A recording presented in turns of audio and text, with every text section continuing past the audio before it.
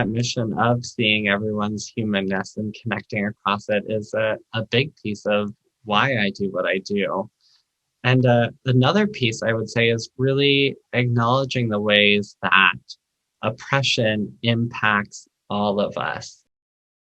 Growing up, my family was really tight knit on all angles, which was really wonderful. Yet it was not always easy. So as I continued to grow up, things did become a bit more rough in the household, and my parents were clearly not getting along as they once were, and really started to dispute more often. So it was around the age of uh, 12, I believe, when my family or my parents decided to split up. It was it was challenging. It was challenging growing up in Massachusetts, though there were a lot of family and friend connections. Um, that's when I first started to realize or come to understand my identities. So in middle school, I think we all have terror stories of middle school.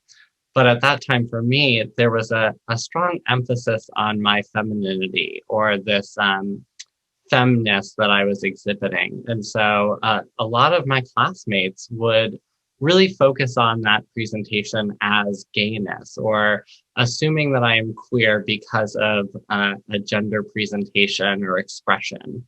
I would say the time where I started to think about it in a sexuality or a gender sense was really around the age of 13, 14. Um, Kind of the height of when that bullying and harassment was starting. As we're developing, we don't necessarily have the terms for what is coming up, but I think what was most visible or what I recognize most often is connecting with my female peers. So being in friend groups that were primarily other girls or other women, it didn't come up in the sense of dressing. I think if anything, when the harassment started or this identification from others as being gay or queer, I really pushed more towards the masculine end of trying to hang out with boys more often or dressing more masculine. I remember when I was first assaulted, my father was like, you just got to punch him right in the nose. Like, that's how you stop this from happening in the future. You just give him one sock in the nose, and that's how it happens. And that was not that was not the way that I was going about conflict at the time. I don't think I've even punched someone to this day. It's not necessarily in my nature. Feel very much a pacifist.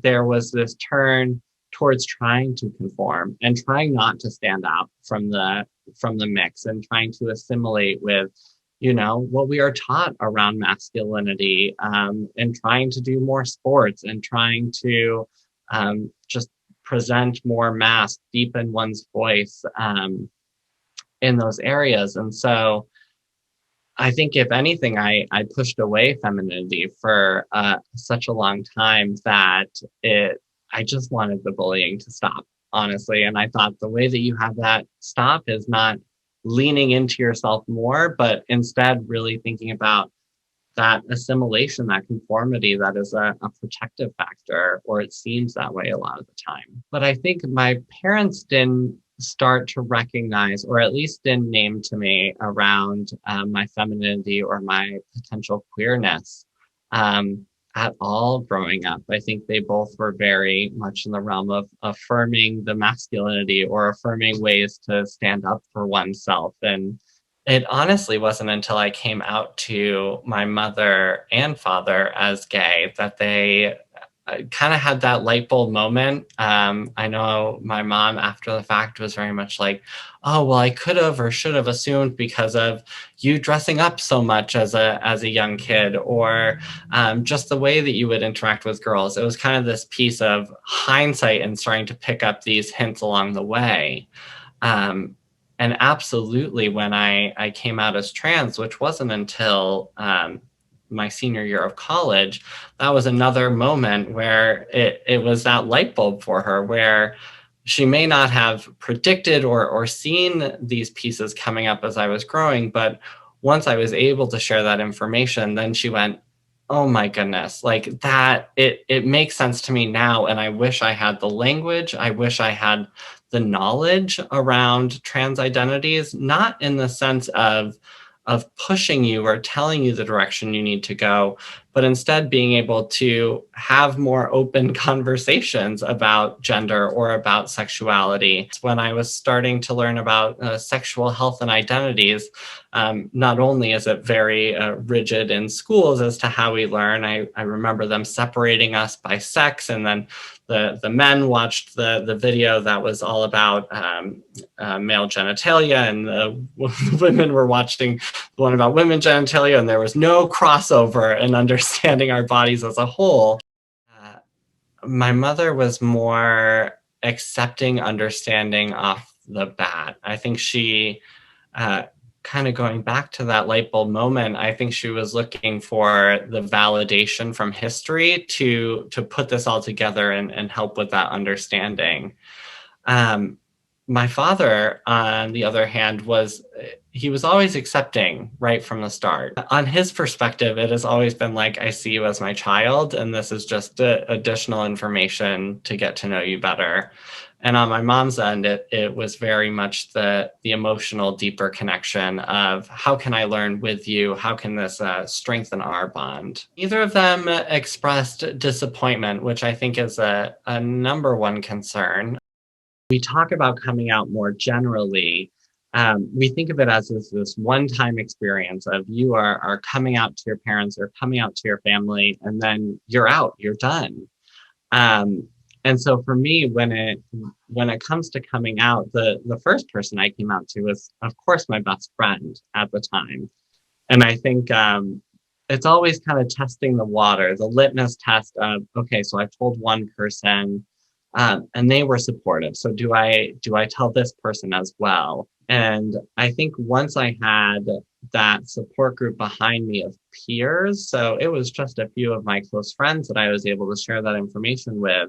Coming out is just, it happens every day. It depends on who you're talking to. And those first few times it's scary. It's scary to say that. But I think why we do it is for authenticity. Thinking back to the bullying and when it started, um, it first was in relation to um, having so many close friends who were girls, and by me being a part of this group, I was seen as a girl, not necessarily in the way that I would have wanted today, because it was almost as if I was perceived as a traitor to the boys. It just seemed to progress as the years went on, from either just being called gay in the hallway to having folks start to use the term faggot in relation to me. And that time when the language became such a pejorative and such there was like hate behind it and saying that term, where the physical assault started happening. So I remember the first time it happened was outside of our school at the end of recess. I was leaving this group of girls, had one guy that came up behind to hold my hands behind my back, while the other one was punching my stomach, chest area, and really just focusing on the piece of being gay or being a fag and how I needed to stop. And that's when the fear really set in the sense of, name calling is hurtful in its own ways and feeling ostracized and othered.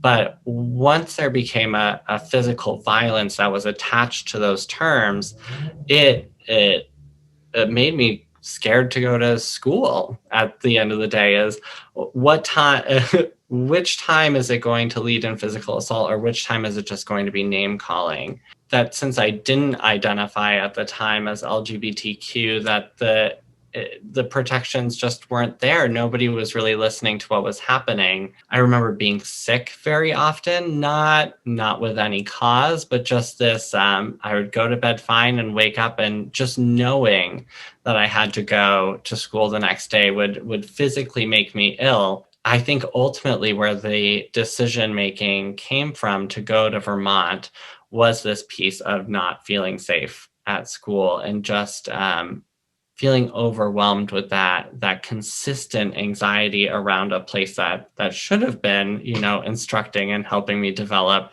and not necessarily a place of terror by any means. Oh, loved school. I was straight A's until I got my first B in fifth grade. Clearly, it really stuck with me.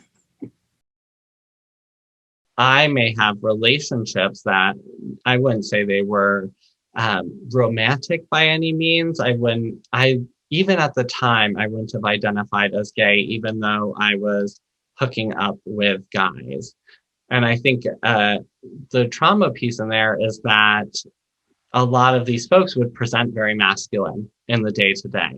And so there was no, even if there was sexual desire on their end, or a desire to experiment, as most adolescents do, um, it was all very secretive. And then I think it increased this level of homophobia as well, and having to, again, as I was talking about before, really presenting overly masculine or overly homophobic and saying, like, I am not this. These panic attacks would come up. And again, I think the main piece there is not addressing those inner anxieties and having them reach a level of psychosomatic release. But when it comes to suicidal ideation, I think that started coming after I was out, and knowing that the environment at the time was, I felt like I had a very supportive school system, but I think it was the adult world interacting outside or getting a job where it almost re-traumatized or brought back up those feelings of harassment and different, um, in the sense that it feels as a queer person that you almost have to take a level of harassment. You have to be okay with a level of disrespect to be able to participate. Because if you are snapping back or saying that that's not okay, I think a lot of what we hear is kind of in this snowflake, your feelings are more important than the job. And it's not that. It's simply the piece of, you are disrespecting, you are not acknowledging me as a full person in this space. And that's why I'm not able to do my job. And I'm just sharing the information with you of, if we are in this together and I am respecting you to this level, why would I be provided such disrespect? And the reason that happens is because of this caste system that we have in place that is undiscussed, where folks who are queer or are people of color or are of a different religion or have an accent are treated as less than. And it's that expectation that you have to kind of sit with it. Still being able to be true to myself. So not hiding or regressing, but staying authentic in the face of that is hard. But I think it is also in these conversations that once you're able to start the relationship, you're able to come back to it and say, like, oh, some really disrespectful things that you just said there. And though we didn't have a relationship in the beginning and you felt this power dynamic, that's how the interaction was going to go. But I think one concept I've carried through is that the way that we make change, the way that we see each other, especially in this project, is by having the difficult conversations. We are all coming into this world with a variety of experiences and understanding. And that when we're able to just have a dialogue, when we're able to just talk through it, is when we're able to get to a place of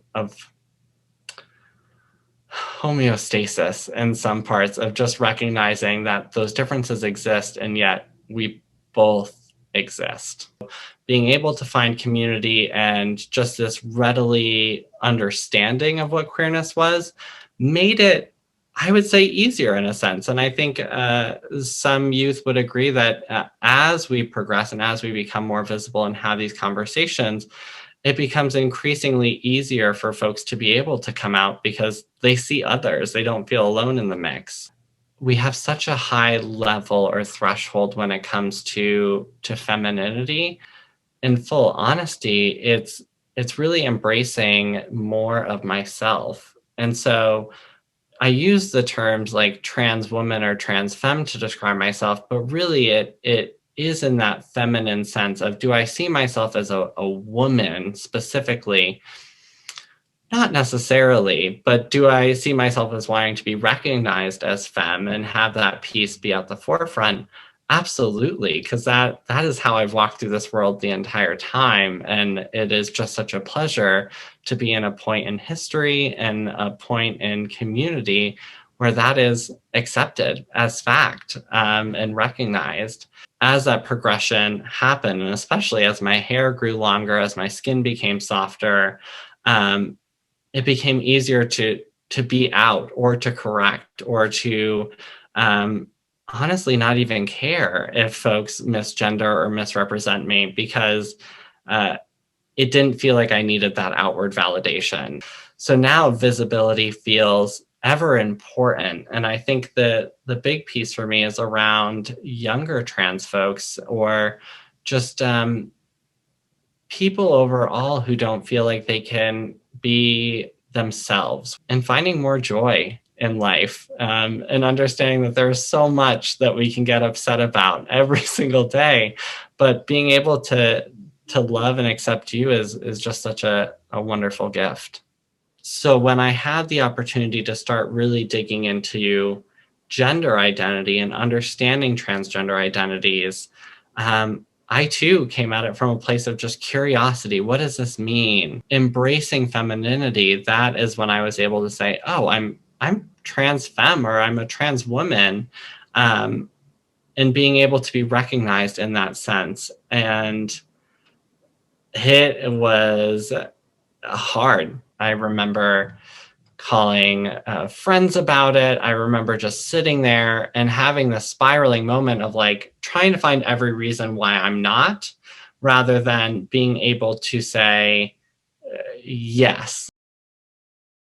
Where 84% of Americans would say that they don't even know someone who's transgender.